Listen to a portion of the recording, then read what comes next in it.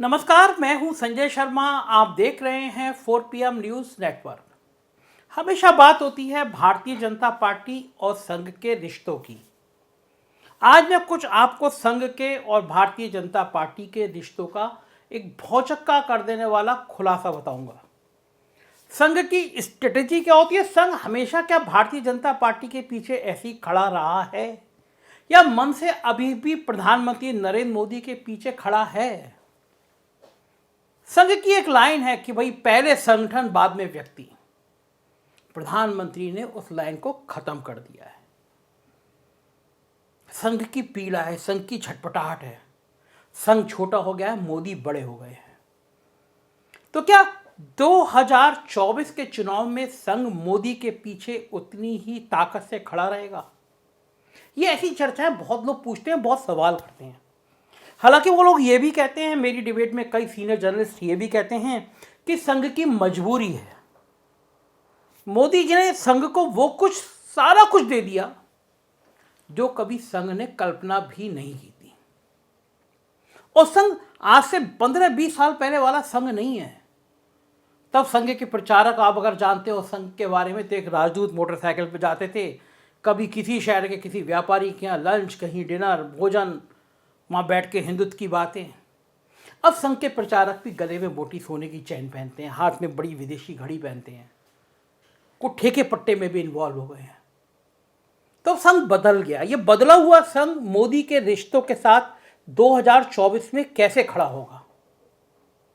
हिंदुत्व का तड़का कैसे लगाएगा? क्या मोहन भागवत Z+ सिक्योरिटी के बाद खुश हो गए हैं? वो चाहते हैं कि इतना प्रचंड बहुमत आए कि नरेंद्र मोदी की जो एक छत्र राज है वो फिर कायम रहे। इन सब बातों पे मैं आज चर्चा करूंगा, लेकिन मैं आज आपको पिछले पृष्ठभूमि में लेके चलता हूं। कई सारी घटनाएं बताऊंगा आपको मजा आएगा। इस वीडियो को पूरा सुनिएगा। साल 2015 का था। बिहार के विधानसभा चुनाव होने थे। मोदी जी समेत पूरी भारतीय जनता पार्टी नीतीश कुमार और लालू यादव के गठबंधन को बुरी तरह हराने पर तुली हुई थी। टीवी डिबेट्स प्रोग्राम लगातार चल रहे थे। इस दरमियान एक से एक बड़े टीवी चैनल के शो में बिहार के मुख्यमंत्री नीतीश कुमार ने RSS के बारे में एक सनसनीखेज खुलासा किया। क्या कहा, मैं आपको बता रहा हूं। उन्होंने कहा कि इमरजेंसी के दरमियान सरकार ने 2 संगठनों पर बैन लगाया था, राष्ट्रीय स्वयंसेवक संघ और जमायते इस्लामी। नीतीश ने कहा, लेकिन हम लोगों को जेल में ये देखकर बड़ा आश्चर्य होता था कि इन दोनों सांप्रदायिक संगठनों के लोग जेल में बड़े घुल-जुल के मिलके रहते हैं, बड़े अच्छे संबंध हैं। लगता ही नहीं था कि एक हिंदू सांप्रदायिकता को बढ़ावा देने वाला संगठन है, तो दूसरा मुस्लिम सांप्रदायिकता को बढ़ावा देने वाला संगठन है। ये सब देखकर हम लोगों की समझ में आया कि सांप्रदायिकता चाहे किसी भी धर्म की हो, सबका करैक्टर एक ही होता है। यदि नीतीश बाबू की जेल में देखी हुई घटना को आज के चश्मे से देखें तो कुछ बातें अब के दौर में भी बिल्कुल वैसी की वैसी हैं, एकदम वैसी नजर आती हैं। नीतीश बाबू का अनुभव तो आपने सुन लिया। अब आज के दौर में कुछ महीने पहले के 2-3 बयान याद कर लीजिए। एक बयान असदुद्दीन ओवैसी का आता है जिसमें वो कहते हैं कि हमारी मान्यताओं के मुताबिक शादी एक कॉन्ट्रैक्ट है, ये कोई 7 जन्मों का रिश्ता नहीं है। ओवैसी साहब के बयान के कुछ दिनों बाद राष्ट्रीय स्वयंसेवक संघ के सरसंघचालक मोहन भागवत भी एक बयान देते हैं और इस बयान में भी वो स्वीकार करते हैं कि मैरिज यानी शादी एक कॉन्ट्रैक्ट है जो 2 लोगों की सहमति पर आधारित है। इसे जन्म जन्मांतर का रिश्ता नहीं माना जाना चाहिए। हालांकि संघ पे इस बात का आरोप हमेशा से लगता रहा है कि उसकी मानसिकता, उसकी विचारधारा थोड़ी महिला विरोधी है। संघ में महिलाएं नहीं जाती। संघ के प्रचारक आमतौर पर आपको पता ही नहीं चलता है कि वो शादी भी करते हैं या नहीं करते हैं, विवाहित हैं, अविवाहित हैं। और एक आरोप भी इस तरह का संघ के ऊपर बड़ा गंभीर लगता रहा है। अब बताइए आप, खुद को हिंदुत्व का झंडा बरदार मानने वाले संगठन का मुखिया यदि हिंदुओं के बीच शादी जैसे पवित्र और 7 जन्मों का रिश्ता माने जाने वाले बंधन को कॉन्ट्रैक्ट बता रहा हो, तो सोचिए क्या वास्तव में इन्हें सनातन धर्म की पूरी तरह समझ है। इस प्रकार की बात तो दरअसल हिंदू मान्यताओं के खिलाफ एक बगावत है। लेकिन क्या आपको लगता है कि संघ या कोई भी सांप्रदायिक आधार पर बने संगठन में बगावत की क्षमता होती है? कोई सोच सकता है कि संघ में भी कभी बगावत हो सकती है? इसका सीधा उत्तर है नहीं, कभी नहीं। और शायद इसी को समझते हुए दुनिया भर में अपनी साहित्य की डंका बजाने वाले साहित्यकार मुंशी प्रेमचंद ने लिखा है, सांप्रदायिकता सदैव संस्कृति की दोहाई दिया करती है, क्योंकि उसे अपने असली रूप में निकलते हुए शायद लज्जा आती है, इसलिए वो संस्कृति की खाल ओढ़ कर आती है। लिहाजा आप ये उम्मीद तो मत ही कीजिए कि कभी आरएसएस जैसे संगठन कभी बगावत की बात भी करते होंगे, मगर इस संगठन ने अपनी राजनीतिक उपज यानी भारतीय जनता पार्टी या इसके पुराने अवतार जनसंघ को कई बार अंदर खाने गच्चा जरूर दिया है। यही मैं बात आपसे करना चाहता हूं। आपने आपातकाल के दौरान कई बड़े संघ के लोगों से इंदिरा गांधी से माफी मांगकर जेल से बाहर निकलने की बात खूब सुनी होगी, खूब चर्चा में रही है। मगर मैं आज आपको बता रहा हूं कि संघ ने कब कब भारतीय जनता पार्टी और जनसंघ को जोर का झटका धीरे से दिया है। साल था 1984 का, तारीख थी 31 अक्टूबर। उस दिन बिहार के सीतामढ़ी से अयोध्या होते हुए विश्व हिंदू परिषद का राम जानकी रथ दिल्ली पहुंच रहा था। इस पूरे आयोजन में पीछे से राष्ट्रीय स्वयंसेवक संघ मुस्तैदी से खड़ा था, क्योंकि भारतीय जनता पार्टी के अस्तित्व में आने के बाद होने वाला लोकसभा चुनाव सिर्फ 2 महीने दूर बचा था और उसी चुनाव के लिए भारतीय जनता पार्टी की भूमिका तैयार करने के लिए माहौल बनाया जा रहा था। लेकिन उसी दिन यानी 31 अक्टूबर 1984 को एक बेहद सनसनीखेज घटना घट गई। उस दिन दिल्ली में प्रधानमंत्री आवास पर प्रधानमंत्री इंदिरा गांधी के सुरक्षाकर्मियों ने उन्हें गोली मार दी और इस दुखद घटना से पूरा सियासी मंजर ही बदल गया। एक तरफ जहां चुनावी माहौल जनता पार्टी और उसके अध्यक्ष चंद्रशेखर के पक्ष में, उनकी जो पदयात्रा थी उसके कारण झुकता हुआ नजर आ रहा था, और उसी एंटी कांग्रेस माहौल में राम जन्म की रात के सहारे भाजपा भी अपने लिए कुछ जगह लगभग ये सोच रही थी 40-50 सीटें ये तलाशने की कोशिश कर रही थी। लेकिन लोकसभा चुनाव से ठीक पहले इंदिरा गांधी की शहादत ने पूरे एंटी कांग्रेस माहौल को ही खत्म कर दिया। बल्कि यूं कहूं कि चुनाव के दरमियान इंदिरा गांधी के खून के कतरे वाले भाषण जो उन्होंने हत्या के एक दिन पहले भुवनेश्वर में दिया था, उनके कैसेट देश के गांव-गांव, कस्बे-कस्बे में कांग्रेस की प्रचार गाड़ियों और चुनावी सभाओं में बजने लगे। इस कैसेट ने पूरे देश में एक जबरदस्त कांग्रेसी लहर पैदा कर दी और कहा जाता है बिल्कुल इस मौके की नजाकत को भांपते हुए राष्ट्रीय स्वयंसेवक संघ ने भारतीय जनता पार्टी के पीछे से अपना हाथ झाड़ लिया और कांग्रेस का समर्थन करने में ही अपनी भलाई समझी। नतीजा ऐसा हुआ कि भारतीय जनता पार्टी को सिर्फ 2 सीटें, एक मेहसाना से आत्माराम पटेल और दूसरे आंध्र प्रदेश की हम्मनकोड़ा से पीवी नरसिंह राव को हराकर जंगी रेड्डी को हासिल हो सकी। अटल बिहारी वाजपेयी, विजय राजे सिंधिया, मुरली मनोहर जोशी सबके सब हार गए। कुछ लोग तो यहां तक कहते हैं कि 1984 के सिख विरोधी दंगे में कांग्रेस तो सिर्फ ऊपर ऊपर से भावनात्मक उबाल की वजह से बह गई थी, मगर खेल के पीछे तो आरएसएस था, ताकि लॉन्ग टर्म में कांग्रेस को सिखों के बीच विलेन साबित किया जा सके। संघ की इसी सब कथित कांग्रेस समर्थक भूमिका को देखते हुए कुछ लेखक तो यहां तक दावा करते हैं कि राजीव गांधी ने बोफोर्स में फंसने के बाद एक बार फिर संघ से 1989 के चुनाव में पर्दे के पीछे से मदद लेने की कोशिश की थी।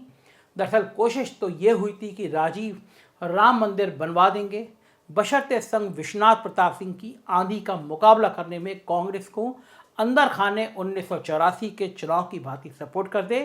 कुछ लोग तो ये दावा भी करते हैं कि राजीव ने इसी मकसद से चुनाव के ठीक पहले राम मंदिर का शिलान्यास भी करवा दिया था, लेकिन शायद राजीव संघ को ठीक से जानते नहीं थे। शायद उन्हें नहीं पता था कि संघ में एक से एक मौसम वैज्ञानिक हैं जो देश की हवा भांपने के बाद के दौर के मौसम वैज्ञानिक रामविलास पासवान से भी कई मील आगे हैं।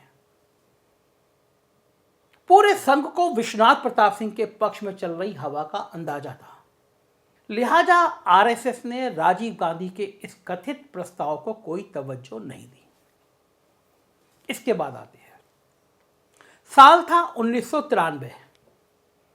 बाबरी विध्वंस के बाद पीवी नरसिंह राव की सरकार ने सभी 4 भारतीय जनता पार्टी की सरकारें, जिसमें कल्याण सिंह, भैरव सिंह शेखावत, सुंदरलाल पटवा और शांता कुमार थे, उन सब सरकारों को बर्खास्त कर दिया था, जिसके बाद इनके राज्यों में फिर से चुनाव हो रहे थे। बाबरी विध्वंस के बाद गृह मंत्री एसवी चौहान ने आरएसएस पर भी प्रतिबंध लगा दिया था। आजाद भारत में संघ पर यह तीसरा प्रतिबंध था। पहली बार गांधी जी की हत्या के बाद गृह मंत्री सरदार पटेल ने लगाया था। दूसरी बार इमरजेंसी के दरमियान गृह मंत्री उमाशंकर दीक्षित ने लगाया था, और अब तीसरी बार चौहान साहब ने लगा दिया। इस तीसरे प्रतिबंध से संघ बड़ी विचित्र हालत में पड़ गया, लेकिन कई अंदरूनी जानकार दावा करते हैं कि इस प्रतिबंध में ढील देने के एवज में संघ के लोगों ने नरसिंह राव से कथित तौर पर समझौता किया, और इस समझौते के तहत मध्य प्रदेश और हिमाचल प्रदेश में भारतीय जनता पार्टी की बजाय कांग्रेस को अंदर खाने मदद की।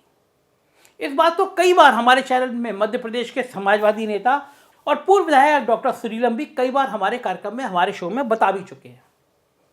इसके बाद आते हैं, 2004 का साल था। फील गुड और इंडिया शाइनिंग के प्रमोद महाजन के चुनावी शोर के बीच लोकसभा का चुनाव हो रहा था। हर तरफ बीजेपी की धूम हो रही थी। सब जानते हैं कि तब तक अटल बिहारी वाजपेयी का संघ प्रेम खत्म हो चुका था। वैसे उनका संघ प्रेम तो 1980 में भाजपा की स्थापना के वक्त ही खत्म हो गया था, जब उन्होंने हिंदुत्व की बात न करके गांधीवादी समाजवाद की बात की थी, और उसे ही पार्टी की लाइन बताया था। संतोष भारतीय तो अपनी किताब में यहां तक लिखते हैं कि एक बार वाजपेयी जी ने चंद्रशेखर जी से अपना डर ये कहते हुए साझा किया था कि संघ के लोग मुझे जिंदा नहीं छोड़ेंगे। लेकिन 1998 में सत्ता के आने के बाद तो वाजपेयी जी ने ऐसी लाइन ली कि संघ उसे छुटकारा पाने की सोचने लगा। प्रधानमंत्री वाजपेयी को देखकर संघ को ऐसा लगता था कि वो हिंदुत्व और एकात्म मानववाद की लाइन भूल चुके हैं, और पूरी सरकार को एनडीए संयोजक जॉर्ज फर्नांडिस के नेशनल एजेंडा फॉर गवर्नेंस के पोती के हाथों में गिरवी रख चुके हैं। इसके बाद संघ वाजपेयी से पिन छुड़ाने की सोचने लगा।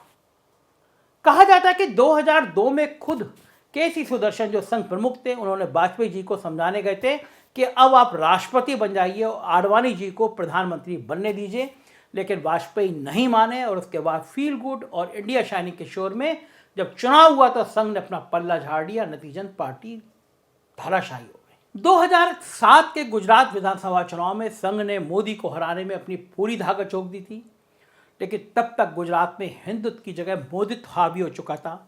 नतीजा ये हुआ कि संघ का मिशन फेल हो गया। हालांकि संघ का मिशन भले ही फेल हो गया, और लेकिन मोदी पर इसका असर ये हुआ कि मोदी ने दूर की राजनीति के मद्देनजर रखते हुए राज्य में संघ के लोगों की प्रताड़ना बंद कर दी और संघ से संबंध सुधारने में लग गए। ये था संघ का इतिहास। उसके बाद प्रधानमंत्री बनने के बाद नरेंद्र मोदी ताकतवर होते चले गए। संघ को उन्होंने आर्थिक रूप से मजबूत करना शुरू कर दिया। संघ के कार्यालय बन गए। संघ को आर्थिक मदद के अलावा मोहन भागवत को जेट प्लस सिक्योरिटी मिल गई। इस तरह की तमाम बातें हो गई। लेकिन एक बात मोदी ने की कि संघ को उसकी हैसियत में रखा। प्रधानमंत्री नरेंद्र बनने के बाद नरेंद्र मोदी नागपुर नहीं गए। उनका मानना था कि वो मोहन भागवत से सीनियर स्वयंसेवक हैं, ऐसे उनके करीबी लोग कहते हैं।